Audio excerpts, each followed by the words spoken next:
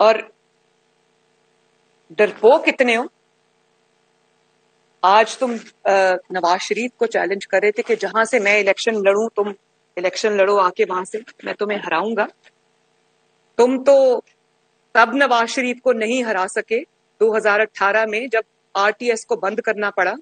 نواز شریف کی پارٹی کو تم نے توڑنے کی کوشش کی اور اس وقت تم ان کے ساتھ مل کے کھڑے تھے. تم نے نواز شریف کے جو لوگ ہیں جو وننگ الیکٹیبلز جو تھے تم نے وہ ایک ایک کر کے ان کو ڈرا کے دھمکا کے ان کو پارٹی ٹکٹ یا تو ان سے واپس لیا یا ان کو چن چن کے ڈسکوالیفائی کیا. نواز شریف صاحب کی بیٹی کو تم نے جیل میں ڈالا. نواز شریف صاحب کو تم نے الیکٹورل فیلڈ سے باہر کیا اور اس کے بعد بھی تم نہیں جیت سکے تو تمہیں آر ٹی ایس بند کرنا پڑا. اور اس کے ذمہ دار تم ہو اس لیے کہ تم سب سے بڑے اس کے بینیفیشری.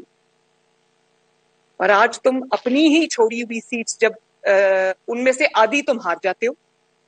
ہر دفعہ جب یہ 4-5 سیٹس پہ الیکشن ہوتا ہے 1-2 ہار جاتا ہے, اپنی ہی چھوڑی ہوئی سیٹس ہار جاتا ہے اور اپنی ہی چھوڑی ہوئی سیٹس میں کمی آ جاتی ہے تو کہتا ہے میں جیت گیا ہوں. بھائی ابھی تو تمہیں نواز شریف کو تو ابھی لیول پلینگ فیلڈ ملی نہیں. تمہارا جو سب سے بڑا اوپوننٹ ہے وہ تو فیلڈ میں ہے ہی نہیں. جس کے نام سے اس کی پارٹی چلتی ہے, جس کے نام پہ ووٹ پڑتا ہے, وہ تو ابھی میدان میں ہے ہی نہیں. تمہارا مقابلہ تو اس دن, تمہارا تو اصلی جو تمہارا لیول ہے وہ اس دن سامنے آئے گا جس دن نواز شریف الیکٹورل فیلڈ میں انشاءاللہ تعالی واپس آئے گا اور تمہارے لگائے ہوئے جھوٹے الزامات اور تمہاری بنی ہوئی سازشوں کے جال سے کلیئر ہو کے آئے گا انشاءاللہ تعالی. اور وہ دن دور نہیں ہے, کیونکہ میرا جو اپیل تھی اس میں ججز کے یہ ریمارکس ہیں کہ نواز شریف کا کوئی جرم ثابت نہیں ہو جس جرم پہ مریم نواز کو سزا ملی تھی. تو ابھی تو تم انتظار کرو, تمہارا کچا چٹھا ابھی جو رہ گیا وہ بھی قوم کے سامنے آئے گا انشاءاللہ. تو اسٹیبلشمنٹ نے تمہیں یہ بتا دیا کہ یہ چور ہیں, تو کیا تمہیں اسٹیبلشمنٹ نے کہا تھا کہ 5 کیرٹ کی ہیرے کی انگوٹھی مانگو؟ تمہیں اسٹیبلشمنٹ نے کہا تھا کہ توشہ خانہ کے سارے گفٹس جو ہیں وہ تم, اس میں ہیروں کے سیٹس بھی تھے, اس میں گھڑیاں بھی تھیں, وہ سارے تم گھر لے جاؤ اور ان کو جا کے خفیہ بیچ دو اور اس کے بعد وہی جو اس کی جو پیسے تمہیں آئے وہ تم ڈکلیئر بھی نہ کرو, اس کے بارے میں تم جھوٹ بولو؟ یہ بھی تمہیں اسٹیبلشمنٹ نے کہا تھا. تو اسٹیبلشمنٹ نے تمہیں کہا تھا کہ 50 ارب روپے کی رقم جو ہے وہ تم سائفن آف کر دو. یہ تمہیں اسٹیبلشمنٹ نے کہا تھا. تمہیں اسٹیبلشمنٹ نے کہا تھا کہ جو پنکی پیرنی ہے اس کو اپنا فرنٹ وومن بناؤ اور جتنا مال لوٹ سکتے ہو لوٹو. ابھی ایک بہت بڑا اسکینڈل اور آ رہا ہے جس توشہ خانہ پہ ابھی اس کی نااہلی ہوئی ہے, جس کے بارے میں اس نے ہمیشہ کی طرح گٹائی سے جھوٹ بولا ہے کل کہ مجھے تو عدالت نے کہا ہے کہ میں نااہل نہیں. عدالت نے کوئی ایسی بات نہیں کی.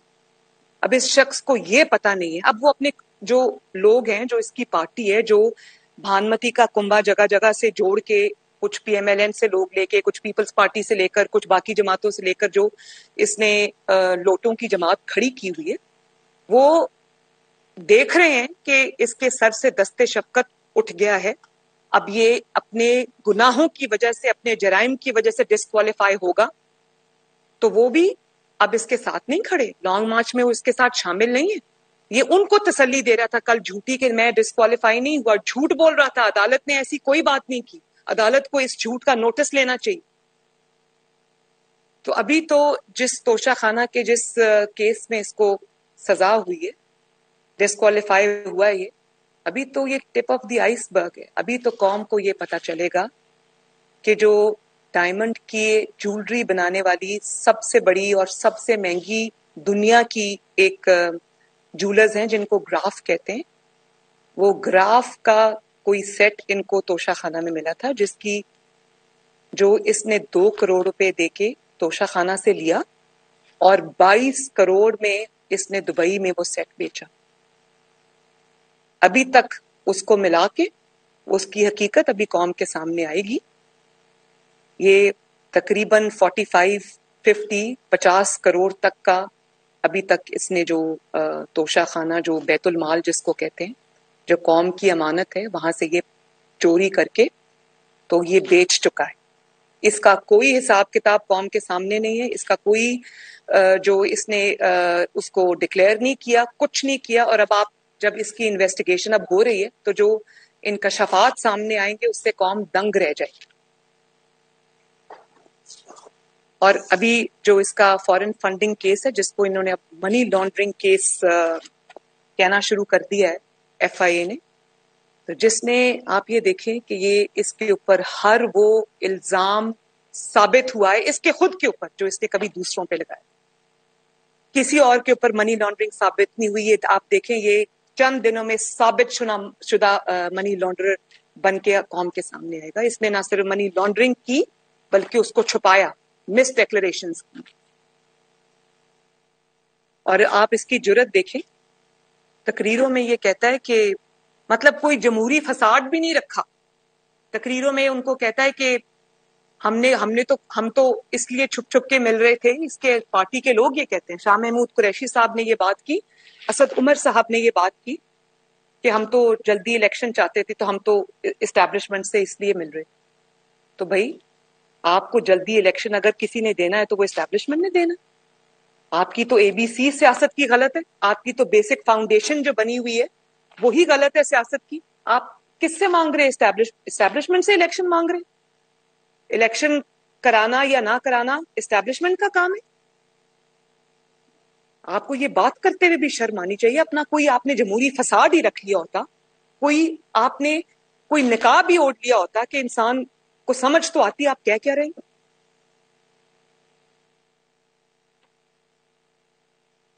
اور آپ کی اے بی سی غلط تو سیاست کی ہوگی.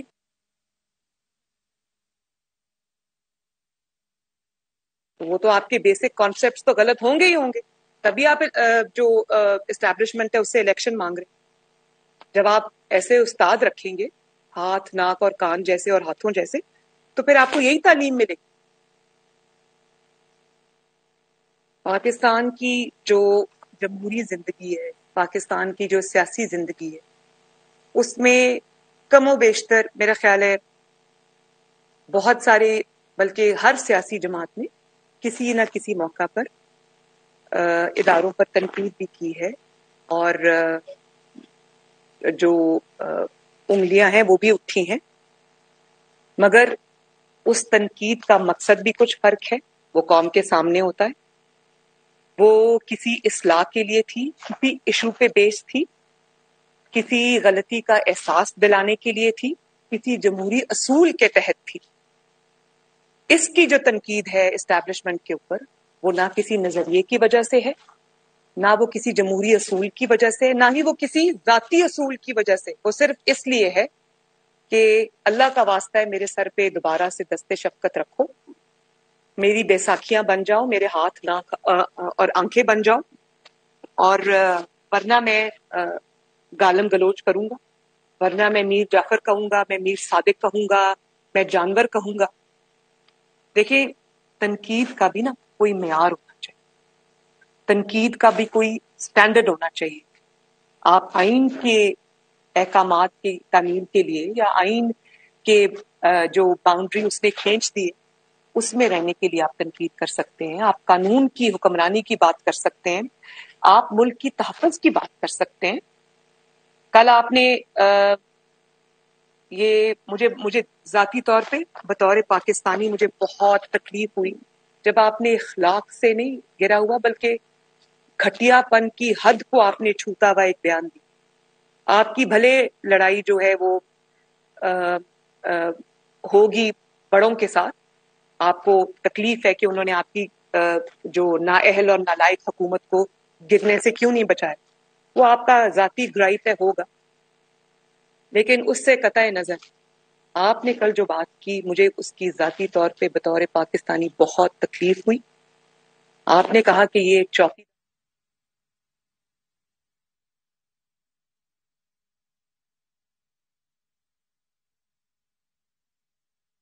تنخواہ کا تانا دیا، آپ کو شرم آنی چاہیے. میں یہ سوچ رہی تھی جب میں الیکشن کیمپین کے لیے آزاد کشمیر کے بارڈرز پہ گئی تو میں نے وہاں دیکھا کہ اس طرح جو سپاہی ہیں، کس طرح جو فوجی جوان ہیں وہ اپنے گھروں سے دور رہ کر اپنی مٹی کی، اپنے وطن کی، اپنی زمین کی، اپنی قوم کی، اپنے ملک کی حفاظت کرتے ہیں. تو آپ نے ان کو اس طرح سے جو تضحیق آمیز لہجے میں آپ نے تنخواہ کا تانا دیا، حقارت سے وہ نام دیا، آپ کو شرم آنی چاہیے. ان کو وطن کے لیے جو وہ قربانی دیتے ہیں، جانیں دیتے ہیں، تو یہ بات آپ کی مناسب نہیں تھی. میں سوچتی ہوں کہ جو سپاہی کھڑے ہوتے ہوں گے بارڈرز کے اوپر، ان کے دل پہ یہ بات کتنی گراں گزری ہو. تو میں آپ کو یہ بات بتا دوں کہ وہ ملک کے محافظ ہیں، بنی والا کے محافظ نہیں. وہ ملک کے محافظ ہیں، وہ عمران خان کی حکومت کے محافظ نہیں. وہ ملک کے محافظ ہیں، وہ آپ کی ڈکیتیوں اور چوریوں کے محافظ نہیں. اور ایک اور بیان کل میری نظر سے گزرا کہ انہوں نے جو سپریم کورٹ آف پاکستان میں اسٹیٹمنٹ جمع کرائی کہ مجھے تو علم نہیں تھا 25 مئی کے احکامات کا، جب عدالت نے ان کو کہا کہ آپ ریڈ زون میں نہیں آئے. اتنا بلیٹنٹ آپ نے جھوٹ قوم کے سامنے بولا، کیونکہ ابھی 25 مئی کی جو وہ ویڈیوز ہیں، جو فوٹیج ہے، جو آپ کا لائیو بیان چلا میڈیا کے اوپر، اس میں آپ نے 25 مئی کو کنٹینر پہ کھڑے ہو کے یہ اعلان کیا کہ میرے لوگوں سارے اسلام آباد آ جاؤ، جو ریڈ زون ہمیں اجازت مل گئی ہے اسلام آباد میں اور ریڈ زون میں انٹر ہونے. تو آپ کا کیا خیال تھا کہ کل جو آپ نے لکھا ہوا بیان سپریم کورٹ میں جمع کرایا کہ مجھے علم ہی نہیں تھا، تو لوگوں کو 25 مئی کو آپ کا وہ جو آپ نے میڈیا پہ بیان دیا ہوا ہے کہ سپریم کورٹ سے ابھی ہمیں پتا چلا ہے کہ سپریم کورٹ نے پابندی اٹھا لی، تو آپ کا کیا خیال ہے؟ لوگ وہ چیز بھول گئے تھے؟ آپ نے کل لکھ کر دیا سپریم کورٹ کو اتنا بڑا جھوٹ. اور افسوس مجھے یہ نہیں کہ آپ نے جھوٹ بولا ہے، افسوس مجھے صرف اس بات ہے، میں آپ سے سچ ایکسپیکٹ ہی نہیں کرتی. آپ کی پرورش بھی جھوٹوں میں ہوئی ہے، آپ کی سیاسی ٹریننگ بھی جھوٹوں میں ہوئی ہے، آپ کی سیاسی پرورش جھوٹوں میں ہوئی ہے. آپ جھوٹ نہ بولے تو آپ ایک دن کسی سیاسی میدان میں ٹک نہیں سکتے. مجھے اس کا افسوس نہیں ہے اور نہ مجھے اس پہ کوئی حیرانگی ہے، کیونکہ آپ کا کام ہی جھوٹ بولنا ہے. مجھے افسوس یہ ہے کہ اس جھوٹ کی کوئی پکڑ نہیں. مجھے افسوس اس بات کا ہے کہ جب عدالت نے یہ کہہ دیا کہ ہو سکتا ہے کہ عمران خان کو خبر نہ ملی ہو، تو آپ نے، اب عدالت نے یہ کہہ دیا تھا تو عمران خان کوئی پاگل تھا وہ یہ کہتا کہ جی نہیں مجھے خبر مل گئی؟ اتنا سچ بولنے کا حوصلہ تو آپ میں ہے نہیں. بات یہ ہے کہ عدالت کو اس کا نوٹس لینا چاہیے اگر انہوں نے ابھی تک اس جھوٹ کا نوٹس نہیں لیا، اور اگر اس طرح کے جھوٹوں کا، اس قسم کے لغو باتوں کا، اس طرح کے پروپیگینڈے کا، اس قسم کی سازشوں کا، اس قسم کے فتنے کا نوٹس عدالت نہیں لے گی، تو اس طرح کے کیریکٹرز، اس طرح کے کردار، اس طرح کے گھنونے کردار جو ہے وہ پاکستان میں پیدا ہوتے رہیں گے.